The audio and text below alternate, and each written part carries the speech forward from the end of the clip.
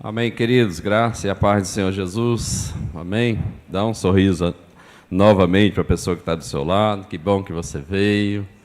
Hoje nós vamos passear um pouco em Israel e, na verdade, não vai ser uma pregação, queridos, nós queremos compartilhar esse tempo tão especial, tão gostoso. Foi a primeira vez que fui a Israel, né? Já estava orando por isso há muitos anos, acho que desde quando eu me converti. Isso nasceu já no coração, o desejo de ir. Sempre, quando tinha oportunidade, o trabalho não dava para ir.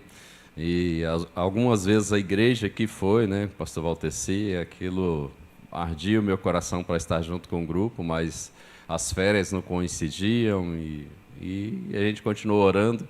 E Deus nos abençoou agora para a gente ir a Israel. Então, vai ser um tempo de compartilhar com os irmãos. Especificamente, eu vou estar falando sobre Belém. Todo momento, né, foi muito impactante, mas um dos locais que me impactou muito foi Belém e o outro foi no Rio Jordão, no momento de renovar as alianças. Também foi um momento muito impactante para mim, para o meu coração. E eu estou vendo aqui que alguns que foram conosco, né? Samuel, os irmãos ali, levante a mão quem estava na caravana, e Samuel e o pastor Valteci. Então, Belém foi um lugar que impactou muito. Na verdade, Deus tem todos os seus planos e projetos para conosco, né? Nós tivemos algumas falhas de comunicação com a empresa que nos levou, mas Deus estava no controle o tempo todo, Deus não perdeu o controle. Então, alguns dias antes eles mudaram a data e foi toda aquela correria, né, para ajustar a data. E com isso gerou 2 dias que não estava previsto para ficar em Dubai. Então, a gente falou, opa, eu já tinha um sonho de conhecer aquele lugar. E a maioria das pessoas também falou, maravilha, glória a Deus. E aí por isso que eu falo das intervenções de Deus e como que Deus trata conosco, né? Então ficamos 2 dias, foi assim algo, conhecer Dubai foi maravilhoso, é uma cidade superlativa, tudo é muito grande, eles querem mostrar uma imponência, né, de que eles são os melhores, que são os maiores, então a cidade é desse jeito. Inclusive o calor, o calor também a sensação fora, tanto à noite como de dia, lógico, de dia era mais quente, mas a sensação era de uns 60 graus, pelo menos os 2 dias que nós ficamos lá, a sensação era uma sensação de você sair do ar-condicionado aqui de dentro e chegar ali fora, você não tinha ar para respirar porque era sufocante. Então, você não via ninguém na rua, mas a cidade é muito glamourosa, né? Os prédios e tudo mais, é muito bonita a cidade, vale a pena conhecer, mas certamente é um lugar que talvez eu já não volto mais. Mas vale a pena conhecer. Por que eu estou falando isso? Porque nós saímos dessa cidade glamourosa, com todo esse glamour, bonita, imponente, e Deus nos levou para a primeira cidade que nós chegamos em Israel. Chegamos em Tel Aviv, né, pelo aeroporto, mas ali a gente já pegou o ônibus e nós fomos direto para Belém. E quando chegamos em Belém, o contraste era muito grande. Daquele glamour de cidade tão grande, imponente, nós fomos para um vilarejo de 30 mil habitantes. E ficamos bem no centro, ou vou colocar a palavra, bem no meio da muvuca do povo mesmo. E isso foi maravilhoso, para mim foi maravilhoso para conhecer a cultura. Então, vou pedir aos meninos que coloquem na tela, vou chegar um pouquinho para cá e vou ficar desse lado, porque é aqui que está o ponto para mim estar passando os slides. Nós vamos trabalhar muito nos slides. Então, nós chegamos a Belém. Ao fundo aqui é a cidade de Belém mesmo. Nós estamos aqui, é o terraço do hotel que nós ficamos. O hotel estava bem numa rua, vamos falar rua, uma vila, e na verdade tinha uma rua que dava para passar um carro, mas entre os carros que tinha na rua, tinha trocentos vendedores, então os carros iam empurrando as pessoas para passar. Aí é Belém. E eu quero ler esse texto com vocês, Miqueias 5:2, que é o tema que a gente vai trabalhar. E ele diz o seguinte: mas tu, Belém, Efrata, embora sejas pequena entre os milhares de Judá, de ti me sairá aquele que há de reinar em Israel, cujas saídas são desde os tempos antigos, desde os tempos eternos. Essa é uma profecia de Miqueias 700 anos antes da vinda de Jesus, do nascimento de Jesus. Ele já profetizou essa vinda, e bem claro, bem específico, falando sobre Belém. E Belém, quando você entra na cidade, tem um monumento e tem o nome da cidade. Então, na parte de baixo que vocês estão vendo aí, está escrito como está lá na entrada da cidade. Não é separado, eu só separei justamente para falar o significado da palavra. Então, o significado é casa do pão. Eu escrevi em português ali embaixo, ali, justamente para a gente ler a pronúncia. Dá para ler a pronúncia aí embaixo aí? Quem arrisca? Esse que está entre parênteses. Beit-Lehem. Beit-Lehem. É assim que eles pronunciam lá. Na pronúncia deles é isso aí. A palavra é junta, Beit-Lehem, e significa Beit é casa e Lehem pão. Então, Belém, casa do pão. E é para aí que nós fomos, e nós vamos trabalhar um pouco nessa... Deixa eu passar ele aqui.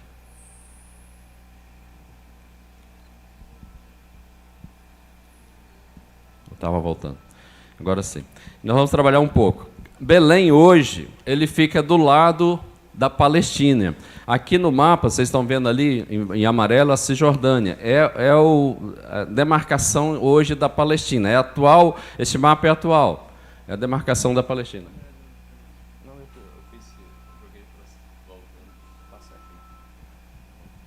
Então, aquele mapa é o mapa atual. Então, Belém hoje fica no lado palestino. E o que aconteceu? A própria guia que estava conosco que falou. No ano de 2000 a 2002, não tinha esse muro que vocês estão vendo aqui. Ó. Esse muro está separando, ele cerca, ele circula toda essa área amarela, que é a Palestina. Então, na época, no ano 2000, 2002, não tinha. Nesses 2 anos, o que aconteceu?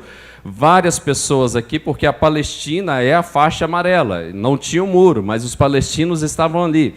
E eles são aqueles que são anti-judeus, eles são os muçulmanos.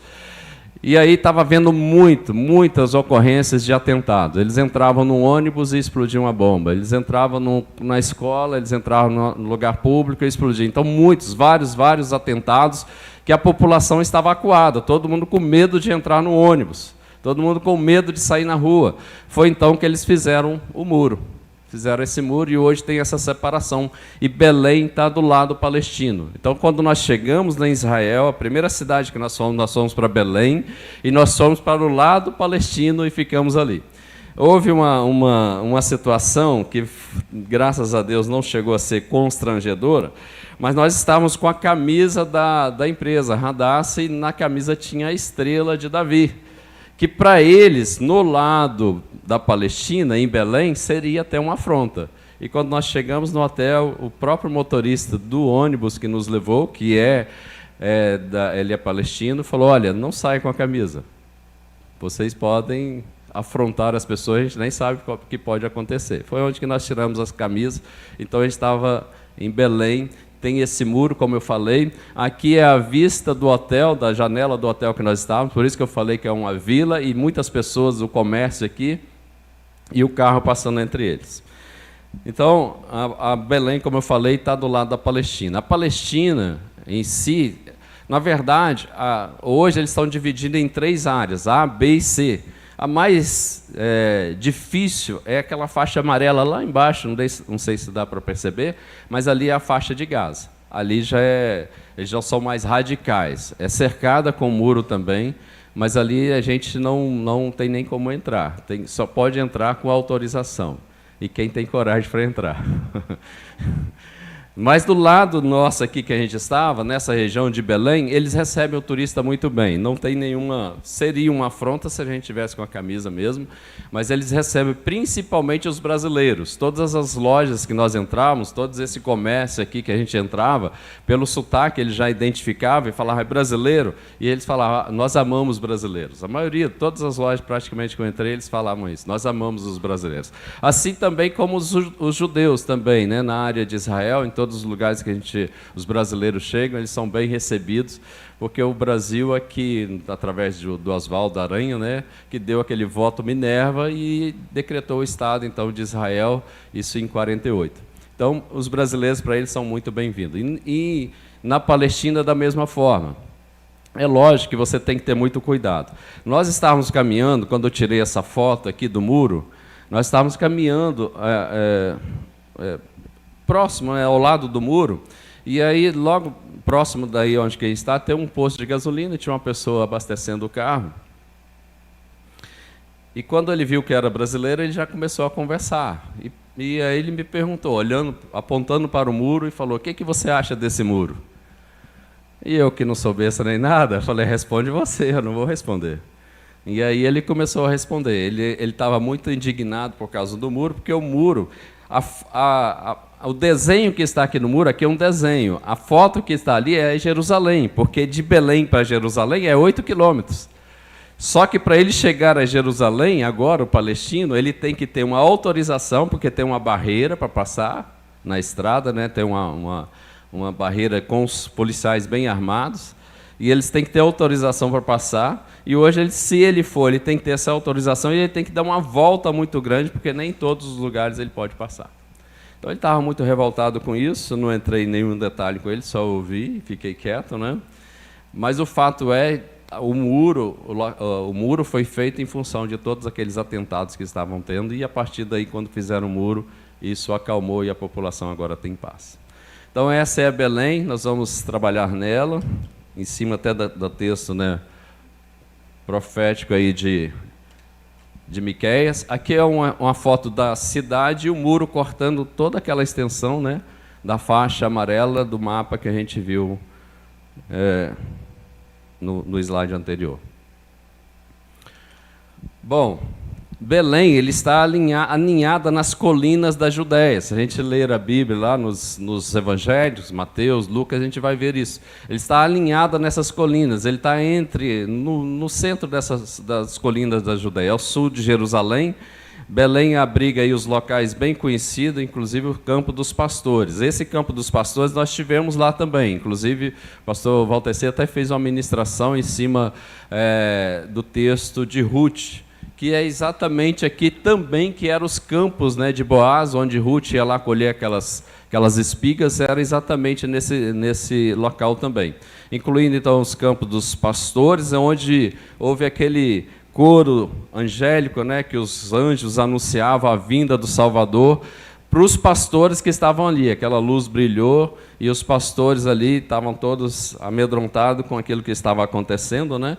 Então, Belém fica situada no meio dessas colinas da Judéia. Aqui é uma gruta que os pastores ficavam. Eu gravei um pouquinho, vou passar o vídeo para vocês. Nós estivemos nesse local, né, como eu falei, o pastor até ministrou ali, e aqui nós somos na gruta onde que estavam os pastores, segundo eles, né, no momento em que o anjo anunciou a vinda do Senhor Jesus. Eles estavam ali. Essa gruta, vocês observam, tem acima é pedra mesmo, e está bem escura, uma pedra escura. Ela, com o frio, ela aquece. E lá tem frio mesmo, até períodos no inverno de nevar. Nem todos os anos neva, mas a neve cai lá também. Então, no inverno, ela fica quente, ela aquece. No verão, como a gente estava lá, na verdade não estava tão quente, mas ela fica fria. A gente colocou a mão e fica fria. Então, vamos ver o vídeo aqui, ó. O Gabriel apareceu a eles falando do Salvador. A luz brilhou, né? A Bíblia diz que houve uma luz intensa e eles então ficaram meio que assustados. O anjo Gabriel chegou para eles e falou: não se assustem. E anunciou a vinda do Salvador, o nascimento do Senhor Jesus. Então, aqui é o local onde que eles estavam, nessa gruta. Tá vendo? Eu vou mostrar lá fora agora o campo dos pastores. E também tem uma história linda, porque esse campo aqui, nós estamos em Belém, mas em cada direção é uma cidade. Belém, Jerusalém, Hebrom, e aqui também nasceu Davi, o rei Davi. E tem umas histórias muito legais aqui do rei Davi. Eu vou mostrar lá fora para vocês, espera aí. Então, aqui agora é o campo dos pastores, ó, onde você está vendo aqui. Aquele lado de lá da frente é todo o campo dos pastores. E ali, aqui eles viviam, né, os pastores, e aqui também foi onde que Davi, olha só, esse vale todinho, que Davi nasceu, e aqui ele pastoreava as ovelhas do pai, ele que era o pastor da ovelha da casa dele. Então, quando a Bíblia fala que ele enfrentou leões, ursos, foi aqui. Aqui também tem umas grutas que ele escondeu quando corria, né, quando fugia de Saul e queria matá-lo. Então, esse é o campo dos pastores. Aí a gente entrou também nessas grutas, né, algumas delas que Davi escondeu lá de Saul quando ele estava fugindo. Então, é um lugar de muito significado espiritual. E se vocês devem ter observado, na gruta tem muitas questões, muito enfoque católico, crucifixo com Jesus. Então, há uma forte influência do catolicismo em todos esses lugares que nós passamos. Então, vocês vão ver essas imagens, né, como a gente vê hoje na Igreja Católica. Acho que eu pulei um aqui.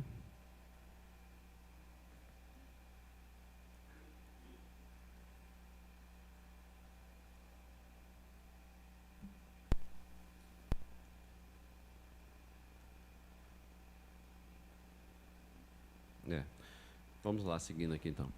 Aqui em Belém, então, é que tem aí o local onde que Jesus nasceu, né? Aquela manjedoura, aquele estábulo, e era um local de cuidar dos animais, e hoje é esta igreja, chamada Igreja da Natividade. Essa igreja fica bem próximo lá do hotel onde que nós estávamos, atravessando aquela rua, né, que eu mostrei na foto anterior. A uns 600 metros já era a igreja. Então, essa é a Igreja da Natividade. Aí que fica exatamente, segundo eles, né, o local que Jesus nasceu e a manjedoura, onde que ficou a manjedoura. Então, a Igreja da Natividade, ela é muito comemorada aí nessa data tradicional, né, do nascimento de Jesus. Geralmente é no mês de dezembro que eles comemoram. E aí tem uma controvérsia em questão até dessa data, porque o inverno é nesse período, até fevereiro, março é inverno, e possivelmente estava muito frio nesse período. Essa é a praça, né, onde que eles fazem todas essas comemorações. Há muita gente. Nesse dia especificamente, Deus foi muito bondoso conosco. Nós chegamos eu não me lembro qual passeio que foi, aonde que a gente foi, mas chegamos à tarde no hotel, eram as 4h, 4h30. E aí nós falamos com algumas pessoas, né, o Samuel foi também, a Elisiane. Vamos lá na igreja, porque era 600 metros ali do hotel, né? Está mudando sozinho. Era 600 metros do hotel. E quando nós fomos, estavam bem vazios. Era essa foto aqui, na hora que nós chegamos. Essa foto, acho que foi até o pastor Samuel que tirou mesmo, aproveitei dele. Então estava bem vazio e eu nem achava que a gente ia conseguir entrar na igreja. E aí essa pessoa que está em pé aqui, não sei se dá para vocês verem, tem um senhor em pé, um homem, na verdade, não é tão senhor não, ele era um guia, ele chegou para a gente, nos abordou e a gente negociou, que tudo é negociado lá, tudo ele já fala $10, $10 e daí para cima. Então negociamos lá e ele foi com a gente, e foi muito bom, porque ele conhece toda a história e foi bem, para a gente foi muito bom. E estava vazio. Estava bem vazio. Nós conseguimos entrar e ir até o local onde que Jesus nasceu, onde que está lá o ponto de referência, né? Sem ninguém. A gente conseguiu tirar uma foto. No dia seguinte, eu acho que foi no dia seguinte ou 2 dias depois, aí que estava dentro da programação de toda a caravana de ir, ninguém conseguia quase entrar aí. Ninguém conseguiu. Poucos que se aventuraram e nós ficamos lá umas 5 horas esperando quem conseguiu entrar até o local. Então, esse dia Deus nos abençoou. Então, Cristo nasceu em Belém, né? O significado, como a gente já disse, é casa do pão. Essa foto é da igreja, né, da Natividade. Essa foto é uma foto de lá, tirada lá da janela do hotel, que também mostra a igreja lá no fundo, por ser bem próximo, né? Bom, algumas características aqui. Aqui, como eu falei, a entrada da cidade, ou um local da cidade, onde que tinha um bem-vindo, né? A Beit Lechem. Então Jesus nasceu numa cidade, não nasceu numa cidade política, comercial, cultural, educacional ou socialmente significativa para a época. A própria profecia de Miqueias, que a gente leu, a gente vai voltar nela, a própria profecia fala que era um lugar nada significativo em relação às demais cidades. Então, assim era Belém, por isso que também nos impactou logo quando nós chegamos na cidade, né, saindo de Dubai, chegando ali, a gente viu que realmente é um lugar muito, mas muito simples. E até hoje é simples. A despeito de ser os palestinos, tem uma grande diferença em termos de cultura. Quando você vai para Jerusalém, para o lado dos judeus, a cidade é muito bem tratada, desenvolvida, as estradas, encanta a gente, é muito bem tratada. Você vê uma riqueza ali que é a própria profecia bíblica quando fala de Jerusalém nos dias atuais. Então, ela é muito próspera. Quando você está em Belém, que é o lado da Palestina, não. As pessoas são muito simples, mas também são um pouco relaxadas. É lixo no chão, aquela meio da muvuca lá mesmo. Mas você vê claramente isso, que Deus escolheu aquele lugar muito simples, porque o nosso Deus é simples. E porque o nosso Deus é simples. E foi nessa simplicidade também que Deus trabalhou no nosso coração naquele lugar. Saímos de Dubai, entramos ali, nossa, como que Deus tratou no nosso coração, como que Ele é simples e como que Ele também quer mostrar essa simplicidade para nós. Nós é que complicamos as coisas algumas vezes. Bom, vamos seguir o próximo aqui. Jesus não nasceu em Jerusalém, em Roma, em Atenas ou Alexandria. Ele nasceu neste lugar simples. Aí são as roelas, como eu falei, e tem um vídeo aqui para a gente ver também, ó. Estamos andando no mercado da cidade de Belém. Cidade de Belém. Olha a diferença. As ruas. Esse lado de Belém aqui, ele é palestino. Eu comprei um negócio pra...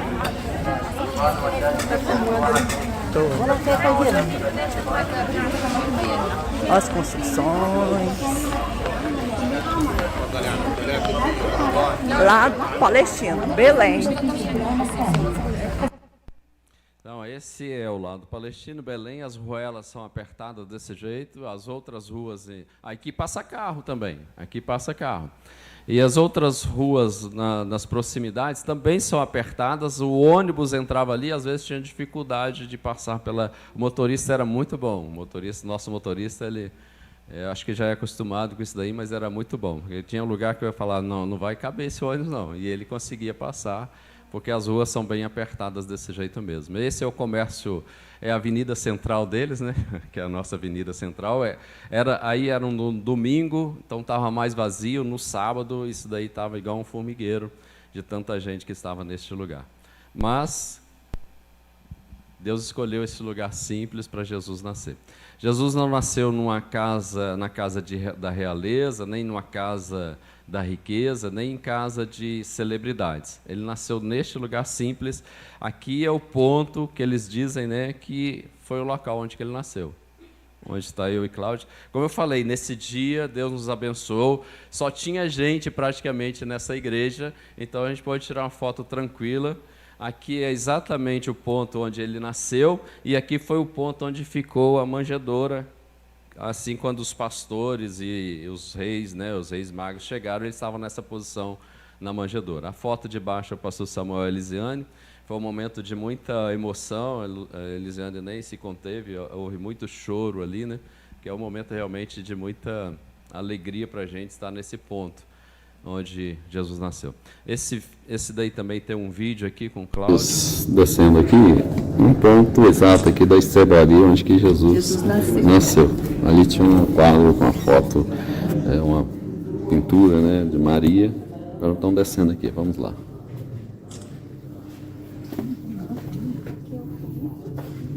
Um lugar bem místico, religioso, atende várias religiões, católicos, ortodoxos e evangélicos. Então, nós vamos descendo aqui nesse ponto exato. Onde... Okay, here the star where Jesus was born. Yes. This is birth of Jesus, and he is the manger when he slept. Ok. Tell him. Aqui é o berço onde que ele nasceu, o local. E depois ele veio para cá, para essa estrebaria, ficando nessa posição aqui.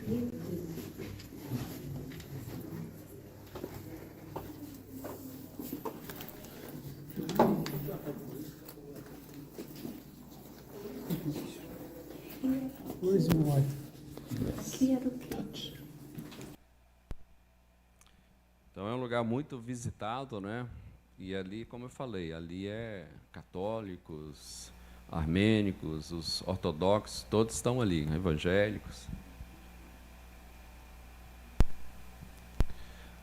Nessa igreja também, aí tem o lado católico, e ali tem uma estátua de São Jerônimo, que foi o que traduziu a Bíblia para o latim, a Vulgata Latina, que traduziu o Velho Testamento e alguns evangélicos, os livros dos evangélicos ele também traduziu.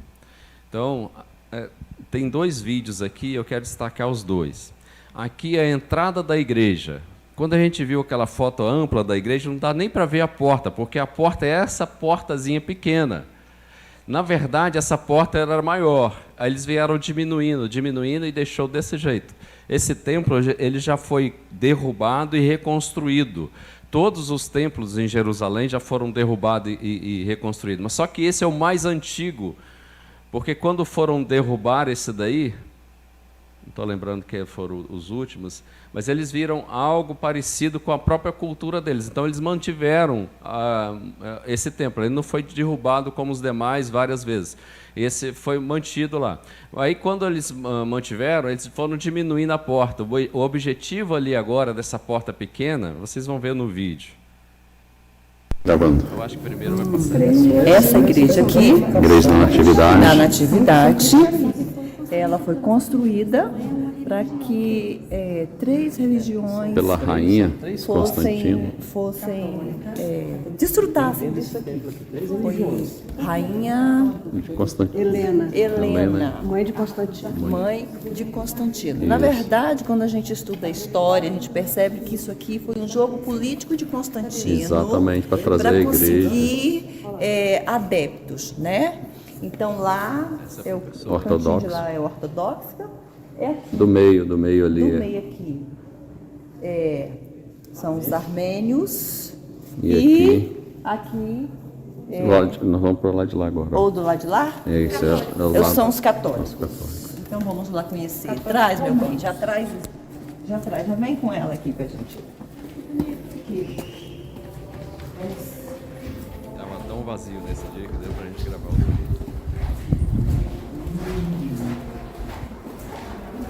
E aqui, Nós somos tão abençoados nesse dia, não pode entrar de bermuda. A gente não sabia que ia entrar, mas o guia é que conversou e liberou para a gente entrar.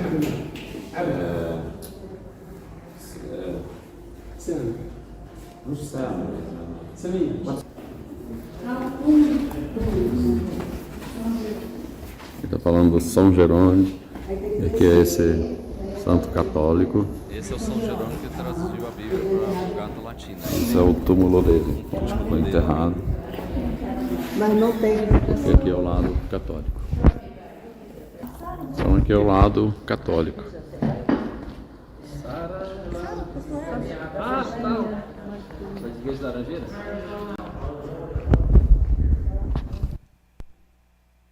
Agora vamos ver esse outro vídeo para vocês verem as pessoas entrando no templo. O que tem que fazer para entrar, né?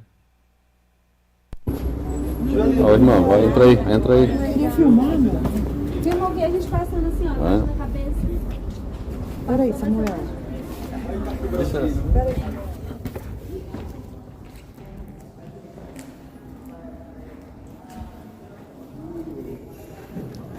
It's a beautiful place.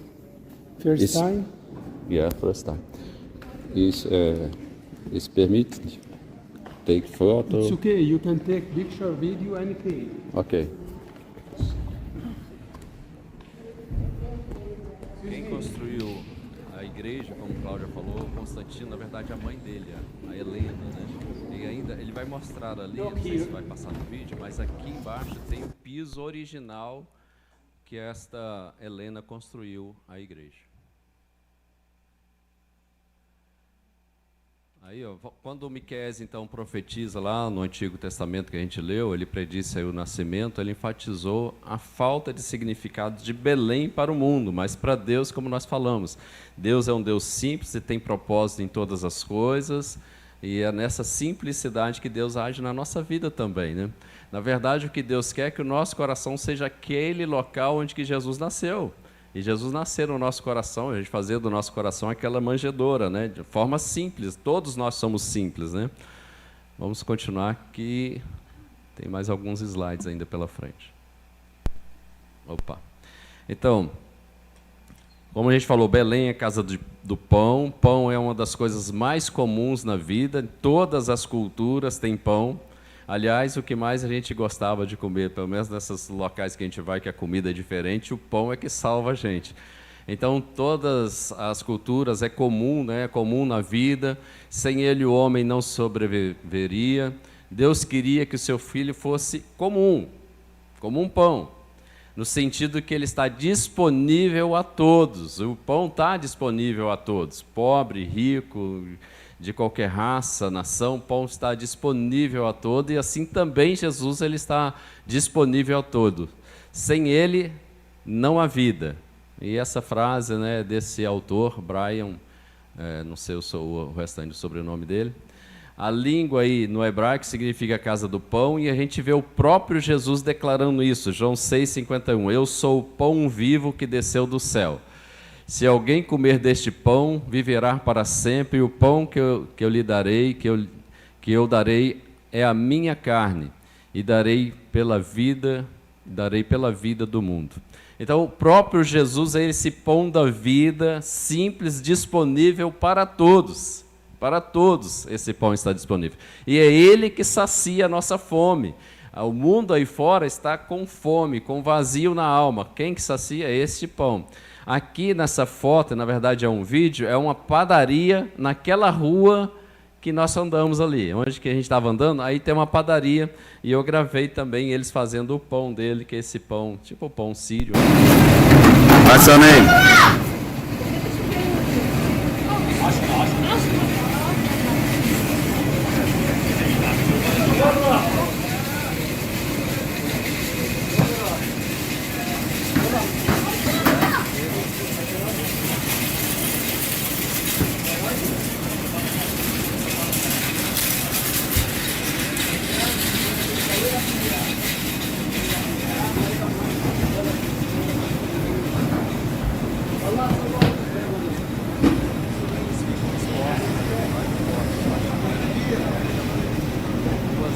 Passou.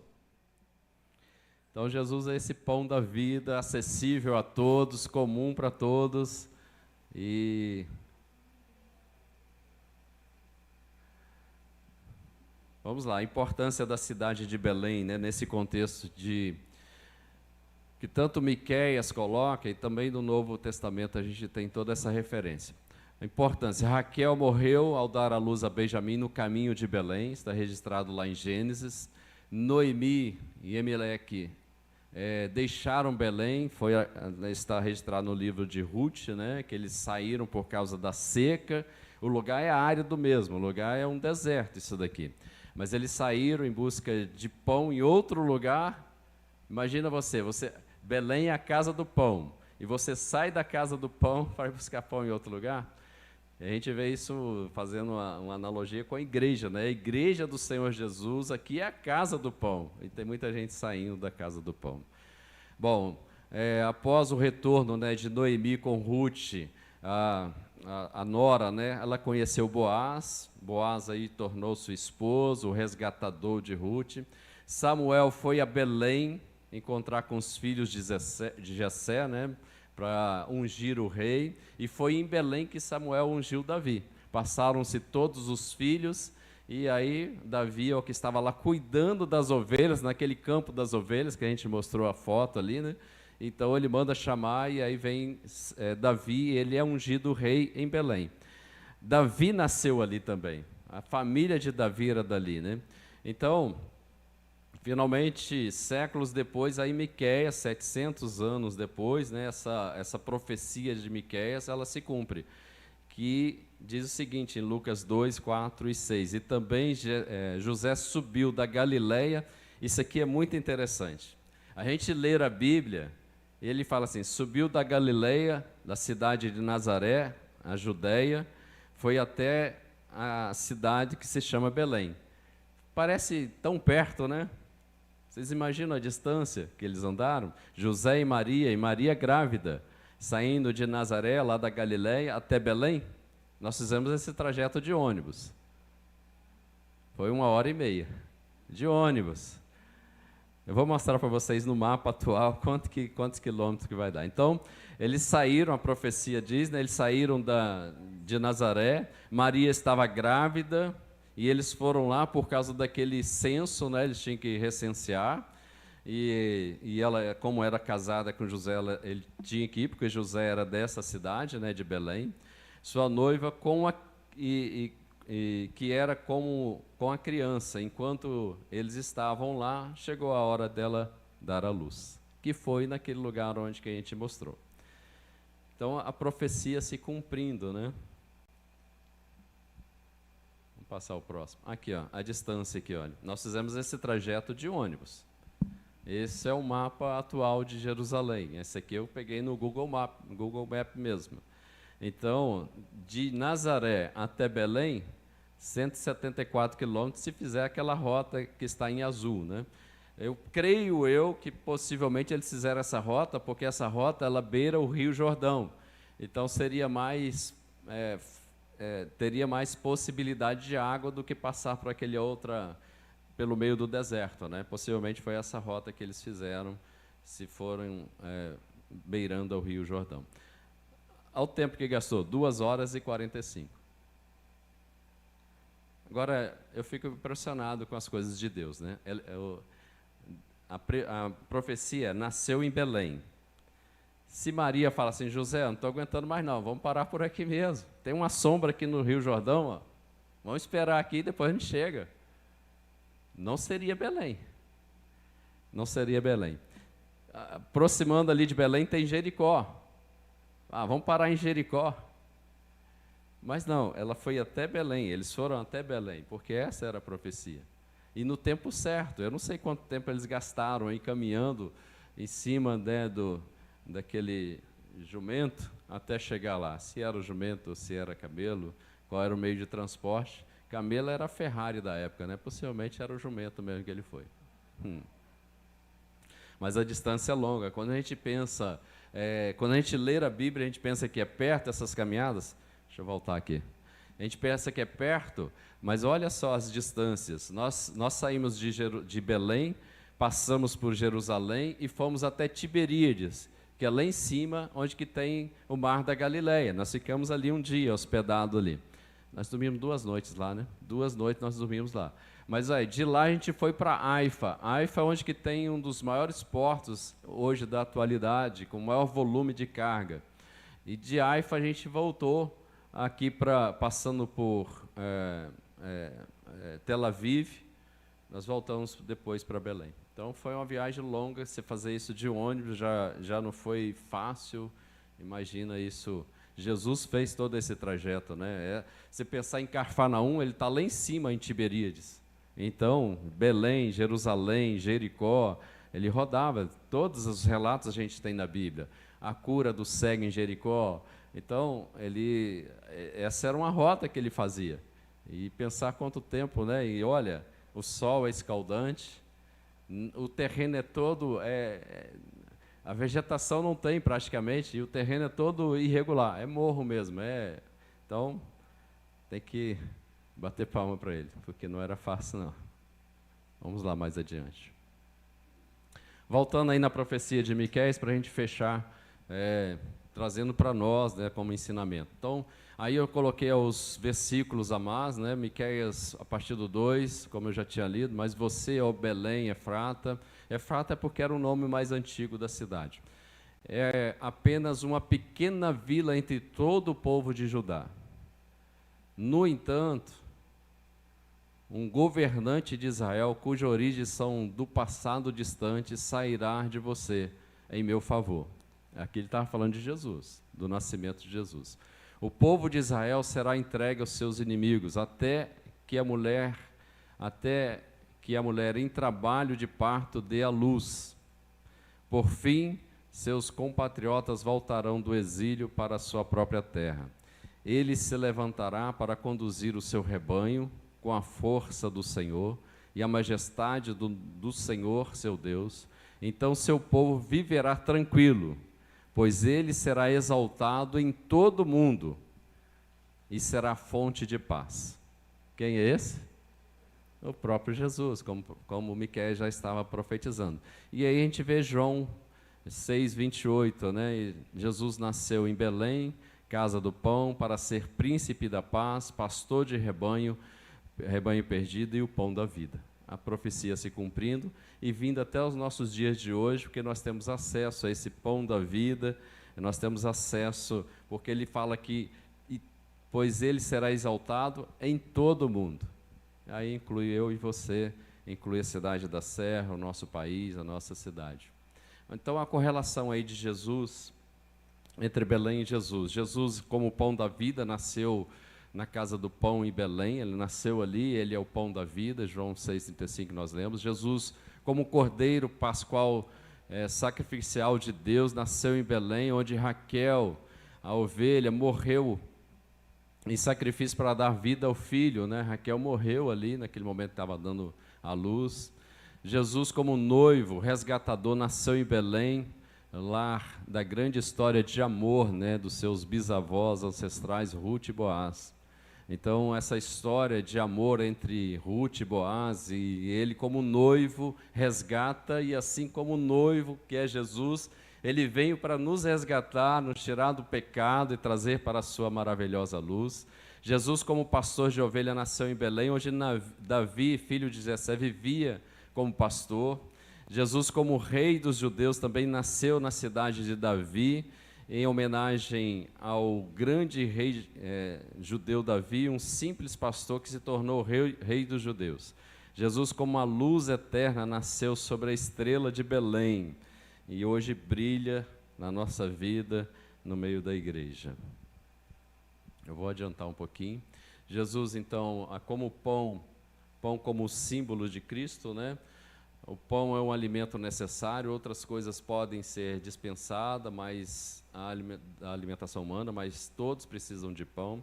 Então todos também precisam de Jesus. Jesus não é um luxo que somente os ricos podem ter, nós todos temos acesso, todas as pessoas.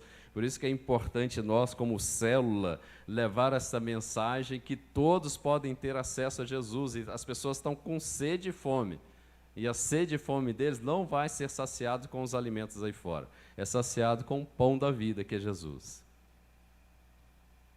É um alimento simples e nutritivo, que é o pão, né? O pão é acessível a todas as faixas etárias, todos os tipos de pessoas. Jesus é simplesmente a vida para todos, jovens, velhos, fracos, criança, todos Jesus alimenta, todos. Por isso que a igreja tem que ser essa igreja integral, alcançando a todos, para que todos sejam fortificados com esse pão. Pão é uma comida também que precisamos diariamente, alguns alimentos podem ser ocasionais, mas o pão de cada dia, esse é até um dos motivos de oração do próprio Jesus, todos os dias é importante manter o corpo saudável. Por isso que nós temos que ter esse acesso à palavra todos os dias, na leitura, na oração, é isso que alimenta o nosso corpo, a nossa alma e o nosso espírito. O pão é para ser partido em abundância, né, nas mesas, ainda que simples.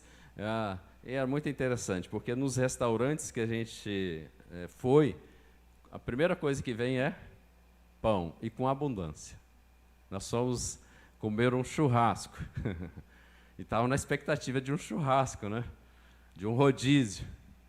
O que veio foi muito pão, e o churrasco foi um espetinho, e de carneiro ainda. Mas estava gostoso.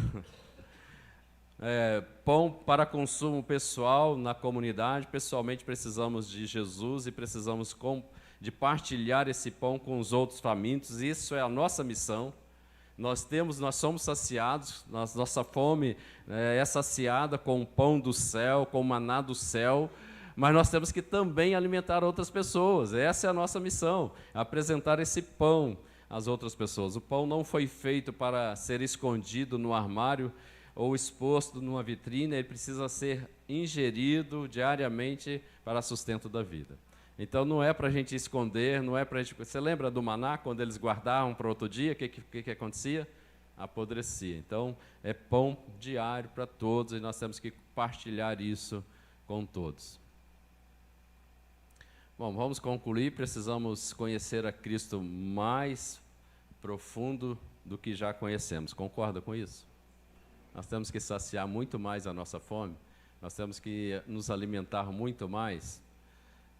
Precisamos buscá-lo com mais frequência, precisamos servi-lo com mais valentia. Então, beberemos da água que leva à vida eterna e comeremos do pão da vida. Eu acho que eu fecho aí.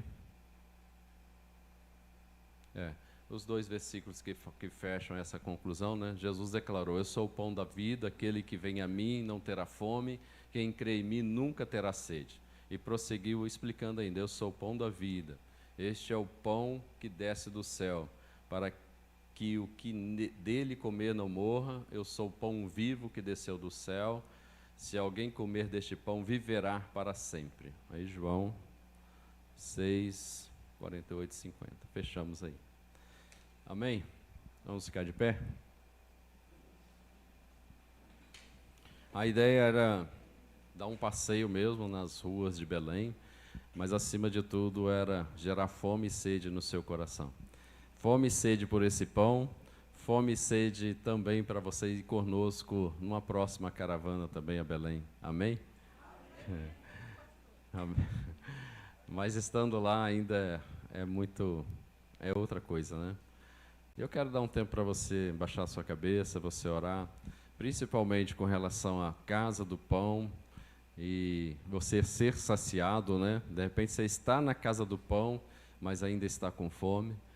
E casa do pão no sentido também de alimentar a outros. Quantas pessoas estão precisando ser alimentadas e nós temos pão e estamos guardando na nossa gaveta, na nossa prateleira. Abaixe sua cabeça, ore ao Senhor.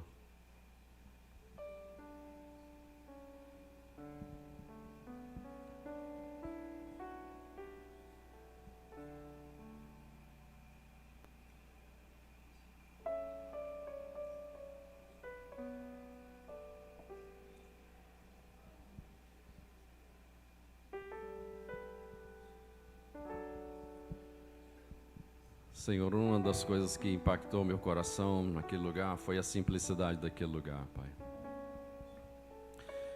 Isso remete à simplicidade do Senhor. O Senhor quer um coração simples, um coração humilde. Se olharmos lá para Dubai, há tanto orgulho, tanta vaidade. E o Senhor olha para Belém, há tanta humildade, ao ponto de o Senhor falar: é aí que vai nascer o Salvador. É aí que eu vou me encarnar como Deus num corpo de um homem, simbolizando a simplicidade, a humildade. E o Senhor diz na tua palavra que o Senhor resiste ao soberbo, mas um coração humilde, quem resistirá? O Senhor, a despeito de toda a glória, o Senhor poderia mesmo nascer na melhor cidade, no melhor país da época, mas o Senhor escolheu aquele lugar simples. E a despeito de toda a tua glória, Senhor, o Senhor habita no coração do contrito, o Senhor habita no coração do simples. Não há como, Senhor, o Senhor entrar e fazer do nosso coração uma manjedoura, se está cheio, Senhor, de tantas coisas que nem cabe uma manjedoura. Às vezes o Senhor está batendo na porta da nossa casa, do nosso coração, mas o som da TV está tão alto que nós não ouvimos a voz do Espírito. O som do nosso celular, de última geração está tão alto que nós não temos sensibilidade para ouvir a voz do Senhor batendo no nosso coração. A voz do Senhor ecoando, Senhor, querendo entrar, dizendo: abre, se abrir eu entrarei, cearei contigo e você comigo. Ó Deus, é tantas coisas que nos atraem neste mundo e nós somos levados por isso, ó Deus, por tantas coisas que, e na maioria delas são supérfluas. O que o Senhor quer é simplicidade. O que o Senhor quer é um coração quebrantado, um coração humilde, um coração disposto, Senhor, a receber o Senhor, como uma manjedoura, como um lugar que era, naquela época, para receber animais. Certamente aquele lugar não tinha um cheiro agradável. Certamente o ambiente não era como aquele que nós entramos ali, todo preparado. É muito certo isso, Senhor. E tantas casas, ó Deus, a Maria e o José bateram. Tantos lugares eles bateram para entrar e ninguém o recebeu. E eles foram parar naquele local. Tantas casas o Senhor tem batido na porta. Tantos corações o Senhor quer fazer uma morada. Tantas pessoas com sede e fome. Ó Deus, e o pão da vida está tão próximo. E a gente ignora isso. Por isso eu coloco diante do Senhor, Pai, cada pessoa aqui nesta noite. Há algo mais que o Senhor possa fazer, Senhor. Há algo mais que o Senhor possa fazer, Pai. O Senhor quer nos usar nessa simplicidade. O Senhor quer cumprir através de nós a grande comissão. O Senhor quer que nós levamos esse pão a tantas pessoas. E infelizmente estamos ocupados demais. Infelizmente, Senhor, a nossa agenda é muito cheia. Infelizmente, Senhor, a nossa rotina é pesada. Infelizmente, não temos tempo para levar esse pão.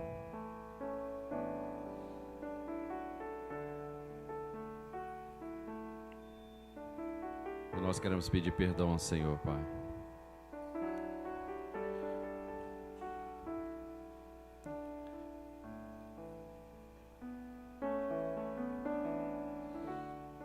Nós queremos pedir perdão ao Senhor, Pai.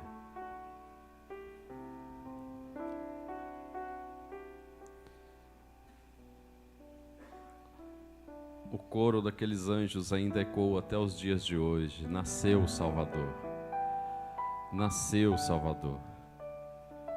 E Ele quer nascer na nossa casa, na nossa vida, no nosso coração.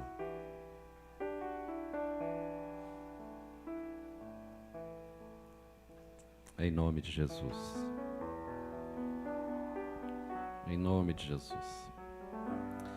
Eu queria desafiar você. Eu sei que estamos com o tempo bem apertadinho ali. Mas se você quer dar um passo de fé, sair do seu lugar, vir aqui à frente e falar com Deus, meu Senhor, faça isso no meu coração. Nasça de novo. Eu quero provar de um pão que eu ainda não provei, de uma unção que eu ainda não provei, de um amor que eu ainda não provei, de uma experiência que eu ainda não tive. Eu quero orar com você e abençoar a sua vida. Eu desafio então você a sair do seu lugar e vir aqui à frente.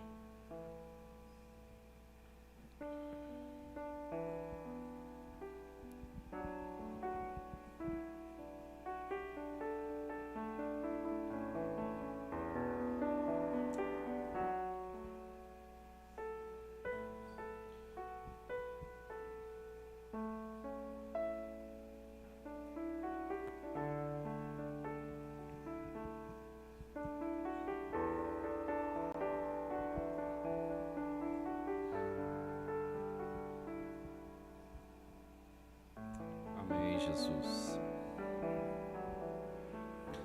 Amém, Senhor. Todos nós aqui estamos com sede e fome do Senhor. Todos nós queremos mesmo uma experiência nova. Essa ida em Israel foi uma experiência seu, mas nós não queremos só viver o que nós sentimos lá, nós queremos isso todos os dias. O Senhor é o nosso pão diário, o Senhor é o nosso alimento diário. E por isso que nós estamos aqui na frente, dizendo: Senhor, nós queremos mais. E eu creio, Senhor, que o Senhor está também olhando para nós e está dizendo: por mais que esteja cheio, eu tenho mais para te dar. Por mais que esteja saciado, eu tenho mais, eu quero fazer transbordar. Faça transbordar, Pai, tua graça, o teu amor, tua unção sobre a nossa vida.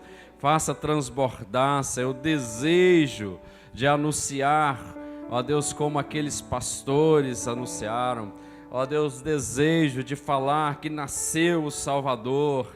Ó Deus, que Ele é real, que Ele é vivo, que Ele ressuscitou, Pai, em nome do Senhor Jesus.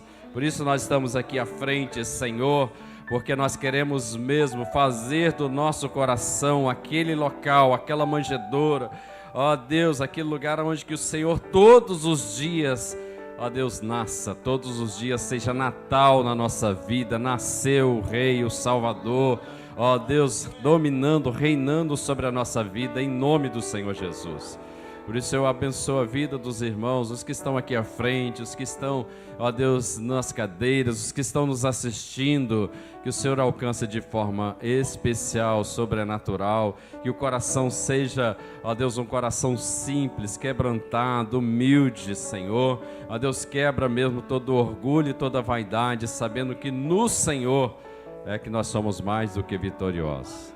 Em nome do Senhor Jesus. Em nome de Jesus. Amém e amém. Repete comigo, vocês estão aqui à frente. Senhor Jesus, eu te convido, faça do meu coração aquele local onde há a manjedoura, lugar simples, mas o lugar certo para nascer o Rei dos Reis, o Senhor dos Senhores, em nome de Jesus. Amém e amém. Glória a Deus. Uma salva de palmas para o Senhor Jesus. Dá um abraço no irmão que está ao seu lado. Diga: nasceu o Salvador.